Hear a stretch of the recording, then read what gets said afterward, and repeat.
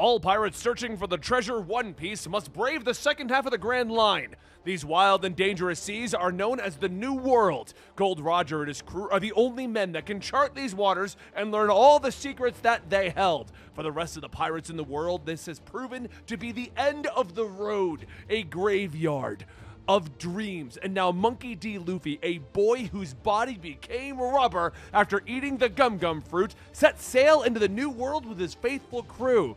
I'm gonna become the king of the pirates! Was that even close? Even near Luffy's voice? No? No? Okay, cool. Hey everyone, welcome back to Mangastorian. My name is Benny. I run this channel also along with Comicstorian and a bunch of other projects. I wanted to start a channel where I talk about manga that I'm reading, and I use this as an opportunity to catch up on classic manga like One Piece that I've never been a part of. Today we're going to be covering chapters 653 to 699. That's right, I just said 50 chapters. I started reading this one on a little mini vacation that I had to go on, and I read the whole thing. I also got terribly sick, and I think I cooked my brain in the middle of it, and things got really weird. Have you ever had that dream about Luffy wrapping his arm around you, and you just feel like you're in heaven finally? No? Just me? Okay. So today we're going to be doing all of Punk Hazard. And if this is your first time watching the channel, I'm reading the manga, not watching the anime. Anything that I find particularly interesting that I want to discuss, I write a note about. That does not mean that your favorite scenes are not something that I read or noticed. I did acknowledge it, I did see it, I did read it. I just didn't write a note about it. That's all that matters. So here we go. Let's go into talking about Punk Hazard. Okay, so overall opinion of Punk Hazard. Let's start there. I actually really did enjoy this one. For a 50-chapter arc, I don't feel like the pacing was in too many bad places. Now, I'm saying that having read the manga because most likely the anime padded out a bunch of stuff and there's a bunch of filler in it. Most likely the anime padded it out, put a couple things in there. But with the manga, I kind of felt like it was on point. We got to the island. The teams split up. We had a very classic kind of like Straw Hats adventure where they each go in different directions and they all have their own adventures. Nami, Sanji, Chopper, and Frankie, they were dealing with the kids. They were trying to help out the kids. While Luffy, Robin, Zoro, and Usopp were kind of getting more into the action itself. We got to discover what's going on with the island. That was great. We had like a funny body swap comedy moment. That was great. It didn't last long enough to really be annoying, but we had some fun moments with that, especially the Nami-Sanji swap around. We got to have this new alliance come out of it. Luffy teaming up with Law, and I love the constant repeating comments of Law being like, we're in an alliance, do what I need you to do, and then everyone telling him Luffy doesn't think alliance means the same thing that you think it means. He thinks you guys are just friends now. And Law constantly being like, what did I sign up for? I loved all of that. I loved finding out about Joker and Doflamingo. I loved learning about, I think it's Caesar or it's Caesar, however you say it. I want to say Caesar. Caesar, Blackbeard, going into all of that kinds of a thing. The whole story was great, and I don't feel like we got too many extra characters. I don't think we spent too much time explaining things. I feel like this is the first time in the entire One Piece series that the manga, at least, was paced perfectly. We spent just enough time on all the beats, and we didn't really stall out too many things. So I really did enjoy Punk Hazard, and I loved the revelations that came out of it, where we're going next with the whole thing, and stuff like that. So let's go through some of the moments that I found to be fun, interesting, and as usual, stuff that made me laugh. First off, like I already mentioned, Trafalgar Law. I loved having him on there. It was great to see him back in action. We all got, the crew got separated right at the beginning, so they all kind of went off and did their own things. Nami, Sanji, Frankie, and Chopper ending up with the kids, which they like decided to dedicate to protecting these kids that have been experimented on, and they're full of drugs, and they're going to protect these kids from everything that's going on. I loved the humor of Luffy, as usual, being Luffy, not knowing what's going on. They battled against a dragon, which had legs on the back of it. The legs are talking, which I do think was kind of... I feel like Oda wrote the legs to talk, then came up later with the samurai can talk through farts. It felt weird and out of place. It just felt like hand wavy away. Oh, right, the legs spoke. How did that happen? Oh, they farted out the words. Whatever. I loved the back and forth with the samurai's head and Sanji. both of them being complete horn dogs. The samurai being like, well, no, I am a samurai of Wano. I'm full of honor. I'm full of, justice and peace. And I know the perfect way to live my life. By the way, why is that girl wearing breast bands? I loved that kind of a moment going on. I loved the constant calling her, like, basically, I don't remember what he exactly called her, but basically implying she's like a lady of the night, a hooker. Nami, because she's always wearing her top, and her arguing that this is fashion, leave her alone. And I loved the fact that Sanji and the samurai constantly went back and forth, but they were basically the same guy. Both loved Nami's breast bands and wanted to be with Nami, and were trying to, like, it was funny. The swapping of all the characters, Chopper and Frankie, was funny just because of the faces they made. I'm glad it didn't last too long. But the swapping of the personalities between Nami and Sanji was kind of funny. Mostly less Nami inside of Sanji's body. That didn't lead to too much humor. But I did like Sanji being in Nami's body and trying to do a bunch of things. First off, grabbing her breast randomly was just the way he was doing it was hilarious. He's scared, or can't remember exactly why he was doing it, but he kept doing it, and then he would he was constantly trying to protect her body, her delicate and frail body. It needs to be protected. Oh, I'm gonna swim to the bottom of the ocean. I also found it hilarious that Sanji was like, I'm the best swimmer, so I need to swim to the bottom of the lake in Nami's body. And my first thought is, that's not how that works, Sanji. The body wouldn't be, it wouldn't, you know what? It's a manga. Just go with it, Benny. Smoker and Tashigi being swapped was also hilarious, because Smoker's a guy that leaves his coat open at all times. So, of course, the moment he becomes Tashigi, he needs to leave her shirt open. So it's just exposed, cleavage and belly, and Tashigi's like, please stop doing that with my body, while she's zipping up his coat and trying to cover. That was awesome. We ran into a couple of villains midway through. I loved the pacing on it, like the Yeti brothers. There was a problem. They were fighting them, but it didn't last too long. But it also didn't come across as being too easy. It was like, oh, we have to come up with an answer to fight against the Yeti brothers. There is the big reveal that Trafalgar Law is now one of the warlords of the sea. That was cool, that he has now taken over the place of one of the warlords. Builds the alliance with Luffy to go battle against one of the emperors, which I'm like, okay, where is this going to go? This is going to be cool. Really did enjoy that reveal. I enjoyed the build up towards that. I also loved the mystery of who was Law working for this whole time. Was he with Caesar? Was he with Joker? Was he with Luffy? Turns out, I mean, obviously he built the alliance with Luffy to get rid of everyone else, but he had been basically hiding out on this island for 2 years, doing this whole exchange with the hearts and things like that to keep people in place. I do apologize if I seem like I'm moving a little quick today, or if I sound a little off. I'm recovering from being sick. Like I said, I was sick the whole time. This is the first day I feel better, and I wanted to record this. Oh, here's my note. I wrote in, Sanji powered up by touching the boobs. That's what it was. Every time he needed to fight more, he'd just be like, whoa, ah, and he'd just power up. So that was what he was doing by touching the boobs.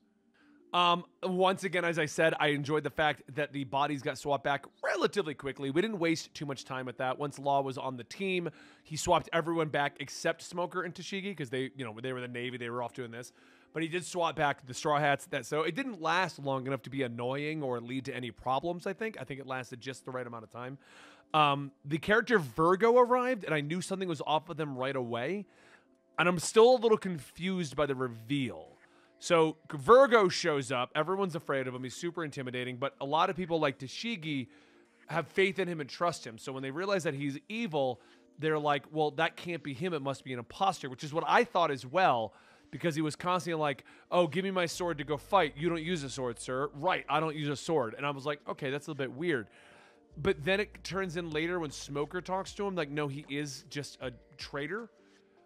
And so I guess he is just a traitor, but he did a few things in the beginning that made him feel odd.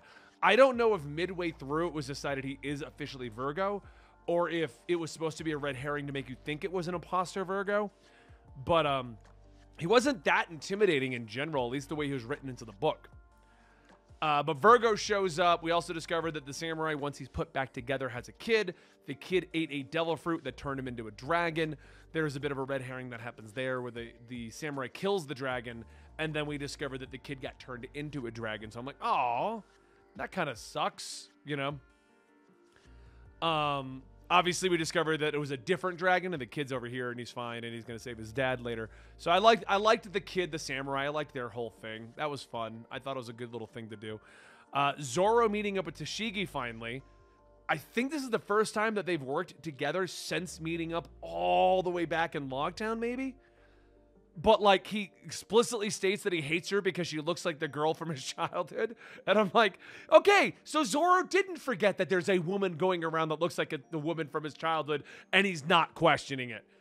And I also love that Tashigi, he's fighting, what's her name? It's one of the women. I forget which one of the monster women. I think it was...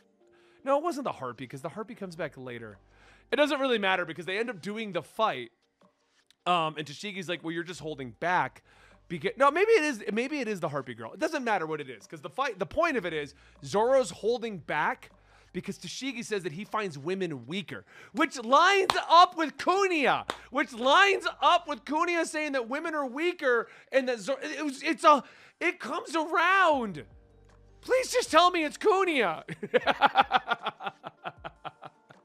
And he refuses to accept that, so he does like this devastating move to defeat the bad guy. And she's like, oh my God, he doesn't find women weaker. He finally gave her a challenge. And as he's walking away, the woman enemy's like, I'm alive. And she's like, you didn't finish her. What is wrong with you? And I liked that because I was like, oh my God. So does he find them weaker or not? It doesn't matter. But he was like, oh, well, I was letting you get the killing blow. And then Tashigi shows her abilities off, which are great. And then Zoro's running away, carrying Tashigi. And the whole time she's just like, put me down. This is so embarrassing. And then Sanji gets mad that Zoro's carrying Tashigi. And he's like, what are you doing? You don't handle a lady like that. And it was just, I loved all of it. That was great. We then come back to the kids. We discovered that the kids have been getting drugged by Caesar. And they're experimenting on the kids to see if they can make them grow big. And they're giving them drugs to make them not want to leave the island through the candy. And this has all been explained to Mocha, or Mocha? I'm going to go with Mocha. Mocha, and Mocha's running the candy away from the other kids, and she's eating the candy so the other kids can't eat it. And then she's like basically gushing blood because it's all drugged out and everything like that. And I thought that she was going to die. And I also thought the kid was going to die for a minute. The samurai kid had turned into a dragon because of the red herring. We kind of get to a point where Caesar's threatening to put the gas on the island. He's got a giant slime coming down. They're putting the gas back out there. Everyone's trying to avoid the gas. We're constantly fighting in little battles here and there. Luffy's told to leave Caesar alone because it's going to bring in Doflamingo. We discovered that Joker and Doflamingo are the same. And so Luffy's told to leave Caesar alone, but he doesn't care. He wants to beat up Caesar. Law wants him to get Caesar so that he can't report it back, but he has to stop the... Basically, what it boils down to, because I feel like I'm already rambling trying to explain it, is that on this island, they have the ability to make fake devil fruit that is being used for one of the emperors of the sea, and is being funneled to him by Doflamingo, who's the Joker, who heads the black market. So the black market is making this devil fruit on this island, and the island has been in kind of like quarantine because of Vegapunk blowing it up, or at least he's blamed for it. It actually was Caesar this whole time. And the island's off on its own, so they were able to develop this artificial devil fruit that Joker has been giving to this emperor, and what Law's trying to do is get Luffy to go with him to get the emperor and stop him, and now that they've cut off his supply of artificial devil fruit, they just need to go fight like 100 people with devil fruit powers, which terrified half of the Straw Hat crew and excited the other half of the Straw Hat crew, and you can assume who that is. I loved this big moment. Towards the ending, Caesar thinks he's got Smoker's heart, and he's going to stab the heart to kill Smoker. This is after Smoker and Tashigi have been swapped back. He's going to stab the heart to stop Smoker. And Monette, the Harpy girl, is going to set off a bomb on the island because Joker wants to just blow the whole island up. Just get rid of all evidence of everything so we can rebuild this project. And at some point, Law, and he shows when later, when he did the swap, but he swapped them. So Caesar's stabbing the heart trying to get rid of Smoker, but he's actually stopping Monette from blowing up the whole thing. That was a cool reveal. I was excited about that one when that happened. Frankie got his moment. I loved this one when the kids saw the giant robot, and Frankie's in his giant robot. And he got all excited because the kids got excited he had a giant robot. Frankie finally got acknowledged for having a giant robot. I liked that. And then there was a cool moment towards the end of the whole thing when Caesar... Was it Caesar? No. It was Missile Girl? Out of the blue at the end of the whole arc, Missile Girl and a guy with propellers for hands show up. because Joker sent them to get Caesar, and they're hauling him off, and Law's going to stop them because he's like, if they get away, all of our plans are ruined. And Usopp shows him to be the master sniper, and Nami jumps in as well with her Thunderbolt. And Law's going to jump in as well, but they're told to stop because just trust the crew. And I just like to, I know it was a minor moment at the end of the whole story, but just Luffy telling Law to stop, let them do their thing because he trusts Usopp and Nami just without even question. Just don't jump in. They've got this. They said they do. They've got this. And I was kind of waiting for it not to work and maybe lead to something else, but it just worked. And I loved that. That Luffy trusts them so much that he was just telling Law to stop. Law, one of the warlords of the sea.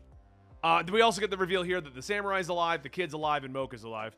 Which also made me realize, does anyone really ever die in this series? Everyone seems to come back at the end of an arc. And then we just end it with Doflamingo showing up and pretty much devastating Smoker.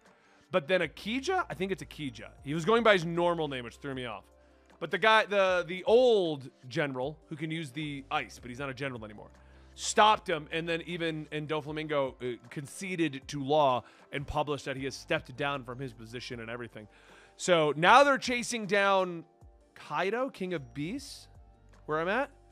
But I did this whole 50 arc chapter in one sitting, and I do apologize if today's episode seems off. Apparently, I'm still sicker than I thought. I thought I was okay to start recording this, but I really wanted to get this one recorded for you guys, and I hope you enjoyed today's video.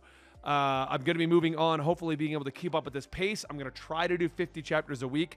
Don't keep me to that. And I'll see you guys next week when I talk about whatever I got to read in One Piece. And you all seem to enjoy having Natalie on here too. So when I'm feeling better and she's feeling better, we'll do another roundup. I'm thinking for her, we'll do every 100 episodes. So we'll get her to post-war arc in that big cliffhanger, and then we'll have her back on the show. So if you guys like that, we'll do that one. And don't forget, I'm still trying to cover other manga. We got more of that coming out too. Thank you so much for your continued support. I will talk to you guys later.